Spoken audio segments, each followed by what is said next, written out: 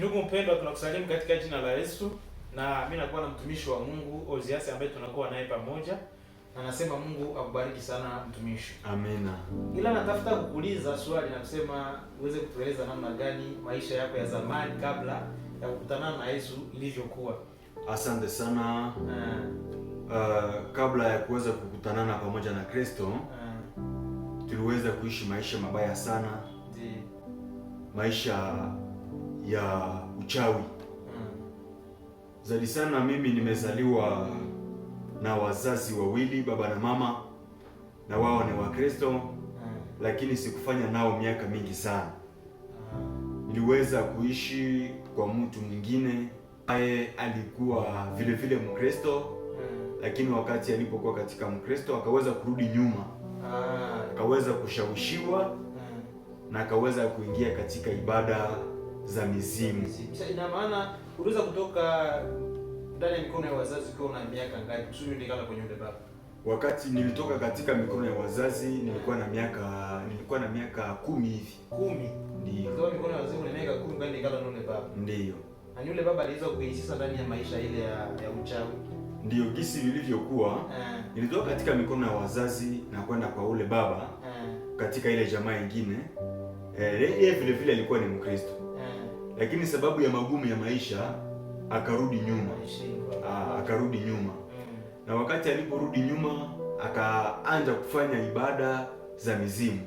Akaanza kufanya matambiko, na katika ile matambiko, sababu na mimi nilikuwa kati ya watoto wa ile nyumba, na mimi nikaingia katika ile ibada. Akaanza kufanya matambiko pamoja na akaanza kufanya matambiko katika ile nyumba, kuzungumza pamoja na mizimu, kuchinja kuku, kufanya na mambo mengine ambayo hatuwezi kuyazungumza. Hatuwezi kuyazungumzia. Lakini kwa kifupi ilikuwa maisha magumu. Ilikuwa maisha magumu mara na mara katika saa za usiku. Ilikuwa maisha magumu kabisa. Maisha kabisa ya dhambi, ni maisha magumu. Ile ina maana uchawi ni maisha mabaya kabisa, maisha ya uchawi. Ni maisha magumu kabisa. Maana kunao mengi ambayo tuliyafanya ambayo kabisa kuyataja ni vigumu sana. Na maana mlikuwa mnatumisha vile ile hali ya mapepo ya familia makoko pepo ambayo inaita ukoko, makoko kama koko hivi. Ndiyo, ni pale kabisa. Maana ule baba alikuwa na gumu. Alikuwa maskini, alikuwa tajiri. Lakini wakati utajiri wake uliisha, akacha mambo ya ibada. Akacha mambo ya ibada, akasema kanisa inamalizia pesa. Alafu akapenda kutafuta kufanya restoration ya ile utajiri wake kwenye mizimu. Alafu alizania kama mababu zake ndio wanakuwa na mali. Ile ndivyo alikuwa kizani.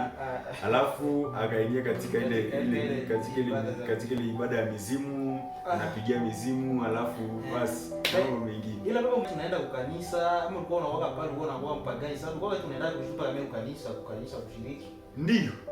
Wakati tulikuwa fanya zile ibada, tulikuwa tunashiriki kanisa.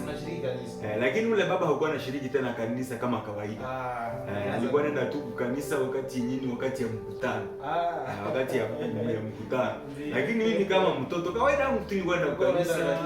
Nilikuwa na tu kanisa. Sasa ulikuwa unafanya ile vitu wewe leo unafanya nini? Je, tena legosia hapa? Ndio. Ulikuwa unafanya vile mabitu ya uchawi, kuna makompanyie. Wewe ulikuwa na hilo gist, ulikuwa unafanya nini? Ndio, nilikuwa sijui kama ninafanya nini. Basi afete shetani alikuwa anatufunga macho. Tunafika kiwango ya kwamba kusema na sielewa hata yenyewe mimi nafanya. Na zaidi sana sababu nilikuwa nimekomalia ndani ya kanisa. Tangu utoto nilikuwa ndani ya kanisa, lakini nilikuwa nasijui kutofautisha muamini na msiamini. Nilikuwa sijui ile kusema juu ya dhambi ya Adamu na Hawa. Ile nilikuwa sijui kabisa. Sasa namna gani sasa ukianza kuprendre conscience na kuangalia kimambo ambapo unaifanya ina maana haiendeani na theology Mungu anavyopenda? Wakati tulipokuwa tukifanya yale matambiko na kufanya ibada za mizimu, siku moja tulichukua kuku.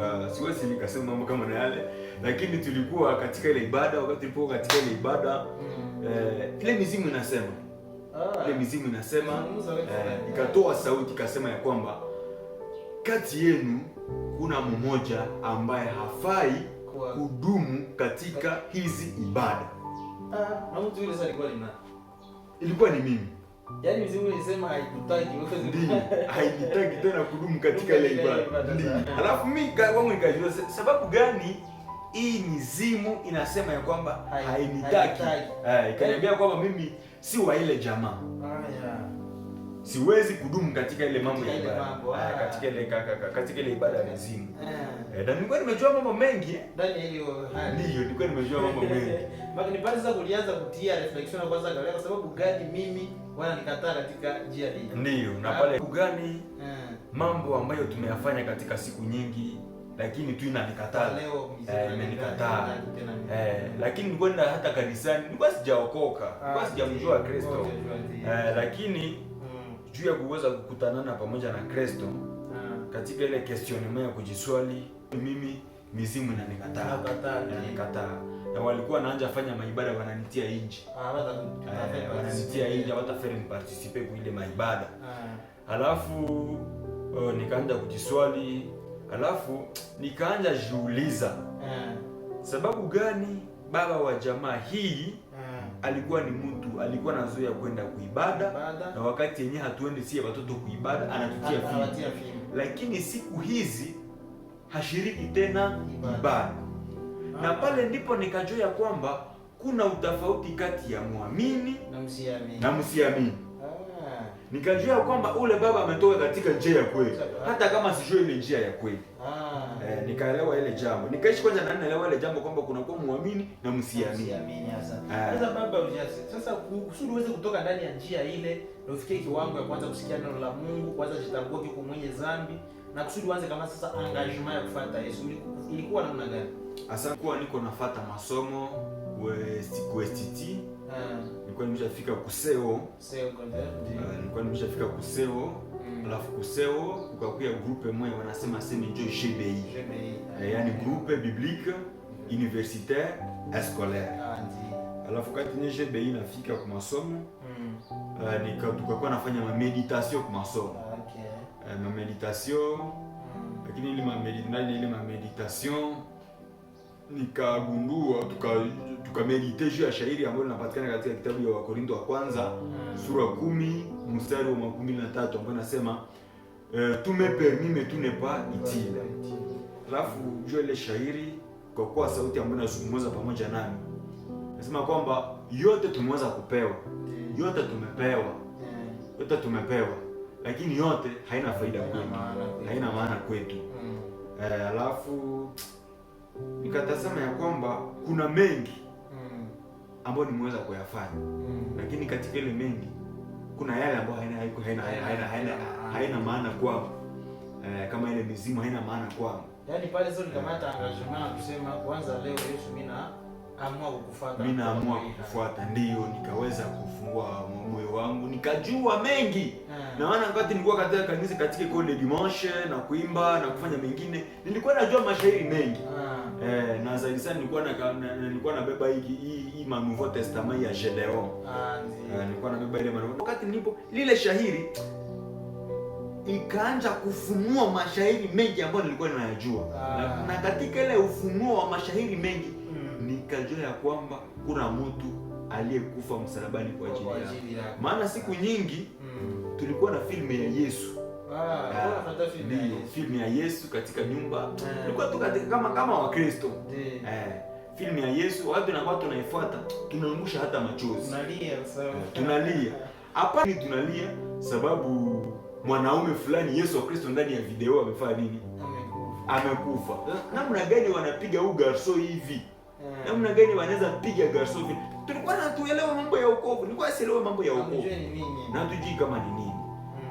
Lakini kwa njia ile wakati tulipokuwa katika ile meditation nikalia sana. Nilihuzunika sana juu ya muda wangu, nikahuzunika sana juu ya mambo mengi. Nikahuzunika juu ya mambo mengi katika ile huzuni, basi nikapata ndugu zangu ambao wananifariji. Walikuwa kama wananifariji na wakanitangazia wokovu. Nikajua kwamba kumbe ni mengi ambayo Bwana ametupatia, lakini yote haina faida kwetu. Na vile ndivyo niliweza kukutana pale pamoja na Kristo na ilikuwa mwaka 2019. 2019. Ilikuwa 2019. Tutakutana pamoja na Kristo na tulikuwa shuleni. Asante. Maana pata Yesu naangalia kila kitu natembea salama. Ndio. Natazama mambo yanatembea salama. Jambo la kwanza ambalo naweza linanionyesha kwamba ninakuwa na uhuru. Ndani yako unakuta amani. Ndani ya moyo wangu nakuwa na amani. Nakuwa na uhuru kabisa. Japokuwa mambo mengine lakini ninakuwa na uhuru, najisikia vizuri sana. Nasikia kwamba ndani mwangu mnakuwa Mwokozi ambaye ananipatia raha, ananipatia amani.